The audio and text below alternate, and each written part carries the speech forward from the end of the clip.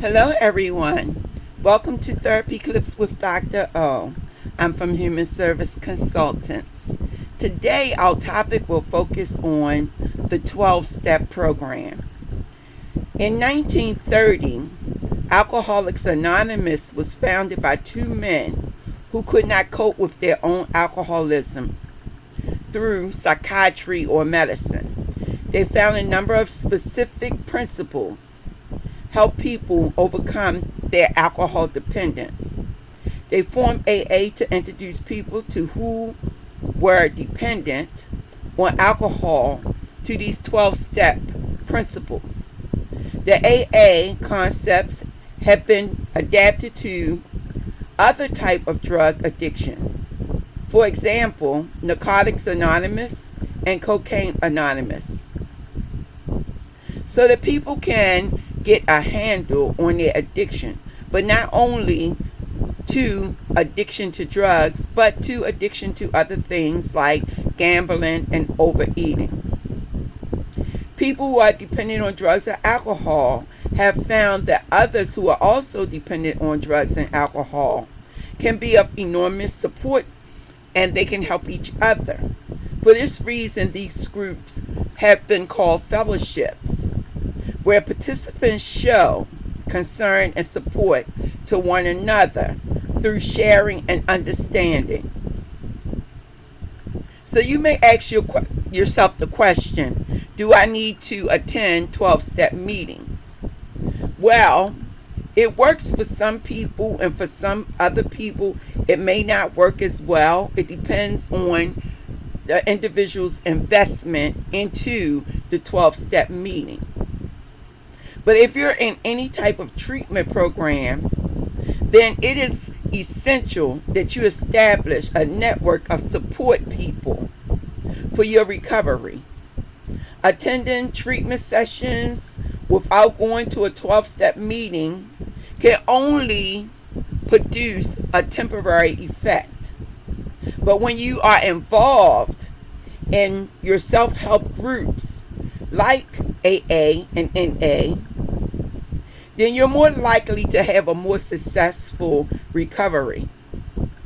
Clients in these programs attend at least 3 12-step meetings per week. And some people even go 5 to 7 times a week. So, in the beginning, when you're first entering into a treatment facility, we ask that you go to 90 meetings in 90 days, because the more you participate in these type of 12-step programs and treatment meetings, the greater your chance of recovery. So you may then ask yourself the question, are all meetings the same? Well, all meetings are set up based on the traditions of NA and AA. And all people who attend the meetings ascribe to the principles that's being taught in these meetings. So there may be different types of ways that people go about administering these meetings and overseeing these meetings, but basically some of the things that occur are very similar. So basically, what you need to understand is that when you attend a meeting, then you're going to have speakers who are going to tell his or her story about drug use and alcohol use. And they're also going to tell you information about their recovery process in hopes that it help you in your recovery process. Some of the topics that are addressed in these meetings are fellowship, honesty, acceptance, and patience. Everyone is given a chance to talk, but no one is forced to talk. The steps and the traditions in these meetings are often discussed. You may also have some book study meetings that focus on a chapter of a book so that it can be under discussion. Depending on where you live, there may be even language specific type of meetings. These meetings can also be gender specific, where you only have males attending or females attending. These meetings can be open meetings or closed meetings. Open meetings mean anybody can attend. Closed meetings mean that only specific members are attending. These meetings can be based on sexual orientation, and also for people who have co-occurring disorders. The next question you may ask yourself: are all the meetings religious? Well, no, none of the meetings are religious. The 12 step are more so a spiritual type of meeting. Spiritual choices are very personal and individual. Each person decides for him or herself what the term higher power means. Both non-religious and religious people can find value and support in a 12-step program. So how do you go about finding these meetings? You have some face-to-face meetings. You also have some online meetings. The online meetings are meetings that you go on the internet, and you're more likely to see the meeting across a platform like Zoom. The face-to-face meetings, there is also a directory online where you can locate the face-to-face meeting based on the zip code. So these are the things that you need to understand. Also, when you attend a 12-step meeting, know that sponsors are a part of the process. It is very, very important that you select a sponsor based on his or her experience.